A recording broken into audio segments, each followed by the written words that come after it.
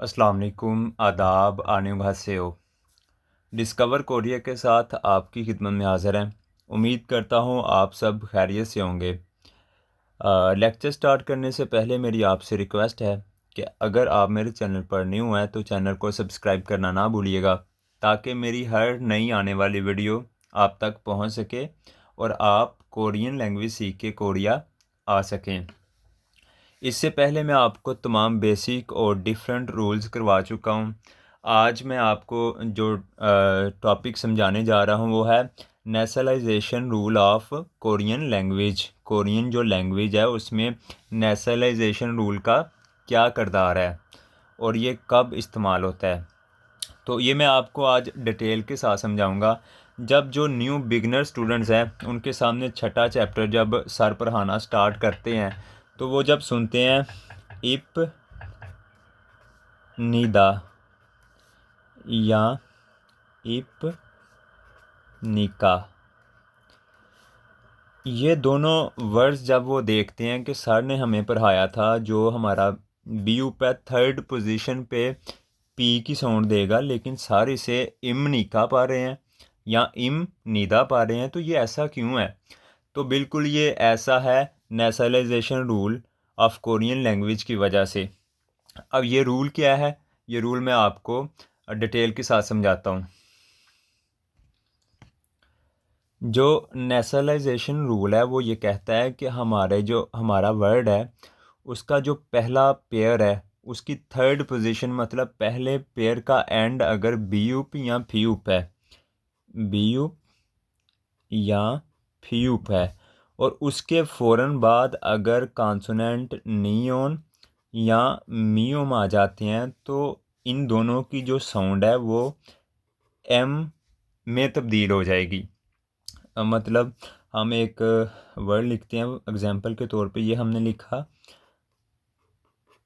फाप, आगे लिखा मुल, तो ये पहला पेयर किस पे एंड हो रहा है, बी यू पे, तो इसकी पी साउंड है इधर, और इसके जो फ़ौरन बाद है वो क्या आ गया, एम आ गया, मियोम आ गया। तो ये रूल कौन सा इधर अप्लाई होगा, नेशनलाइजेशन का। तो इसकी जो साउंड होगी,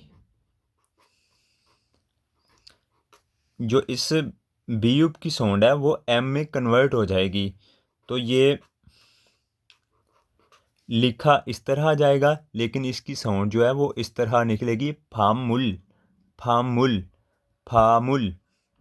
इसके बाद मैं आपको अब फी यूप लेके बताता हूँ। एंड पे ये हमने वर्ड लिखा अप मा दंग, ये लिखा अप मादंग, ये क्या है, फीयूप। फीयूप के फ़ौरन बाद क्या आ गया है, मियोम। ये लिखा इस तरह जाएगा, लेकिन ये परा किस तरह जाएगा, अम मा दंग। ठीक है। तो ये नेशनलाइजेशन रूल जो है ये पहला पॉइंट है। इसके बाद एक और पॉइंट है वो भी मैं आपको समझाता हूँ। ये पहला पॉइंट है कि जब जब भी B U P U third position पे आएंगे और उसके फ़ौरन बाद मियोम या नियोन आएंगे तो वो साउंड जो है ना बी यूप और फी यूप की एम में कन्वर्ट हो जाएगी। तो ये अप मादंग का जो है ना परा इस तरह जाएगा, अम मादंग, अप मादंग किस तरह परा जाएगा, अम मादंग, अम मादंग। और ये जो फाम मूल है, फाम मूल, ये कहते हैं चावलों के पानी को,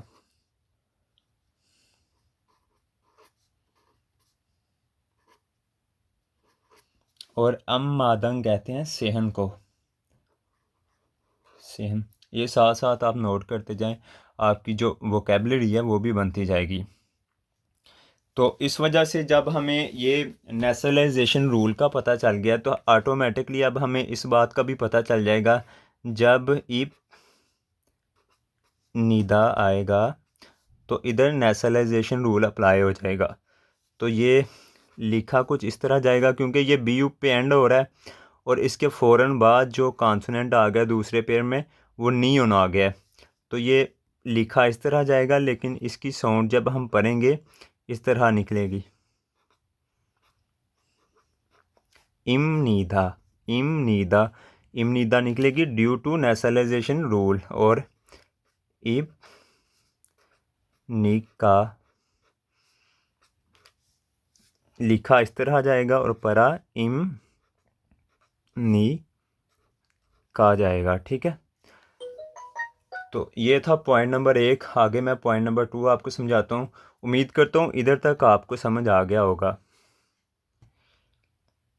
इसके बाद हम बात करते हैं, अगर जो हमारा पहला पेयर है वर्ड का, उसकी जो थर्ड पोजीशन है उसमें गियुक, खियुक या संगियुक इनमें से कोई भी आ जाए और इसके फ़ौरन बाद मियोम और नियोन आ जाए, तो ये जो साउंड निकालेगा, इसकी जो साउंड तब्दील होगी वो होगी अंग की, अंग की, जिसे हम इंग्लिश में ING के साथ डिनोट करते हैं। जो ई ओंग की साउंड है लास्ट वाली, उसमें ये कन्वर्ट हो जाएगा। एग्जाम्पल के साथ आपको समझाता हूँ। ये हमने लिखा खुक मिन। अच्छा, खुक मिन, ये इधर क्या एंड पे आ गया? पहले पेयर के एंड पे क्या है? गियुक है, और उसके फ़ौरन बाद क्या आ गया? मियोम। तो इधर भी जो है ना नेशनलाइजेशन रूल अप्लाई होगा। तो ये लिखा इस तरह जाएगा और ये परा किस तरह जाएगा? खुंग मिन, खुंग मिन। क्योंकि ऊपर मैंने आपको बताया है कि जब जब पहले पेयर की थर्ड पोजीशन जो है ना वो गियुक होगी और उसके फ़ौरन बाद मियोम आ जाएगा या नियोन आ जाएगा, तो इसकी जो साउंड है वो ING मतलब अंग में कन्वर्ट हो जाएगी। तो ये लिखा कुछ इस तरह जाएगा खुक मिन, लेकिन परा खुंग मिन जाएगा, खुंग मिन।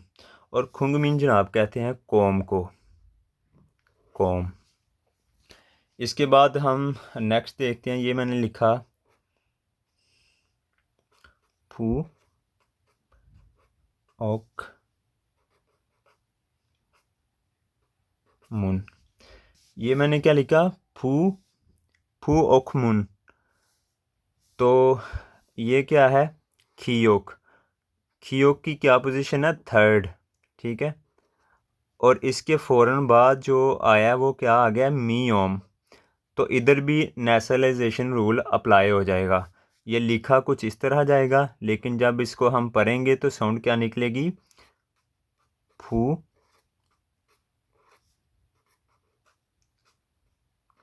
फू ओंग मुन, फू ओंग मुन। क्योंकि नेशनलाइजेशन रूल की वजह से इसकी साउंड जो है वो चेंज हो गई है।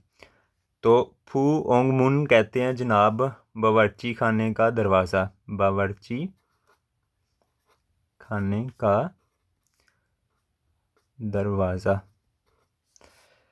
नेक्स्ट हम संगीयुक देखते हैं जनाब। ये हमने संगीयुक लिखा कक नंदा, कक नंदा ये लिखा है हमने।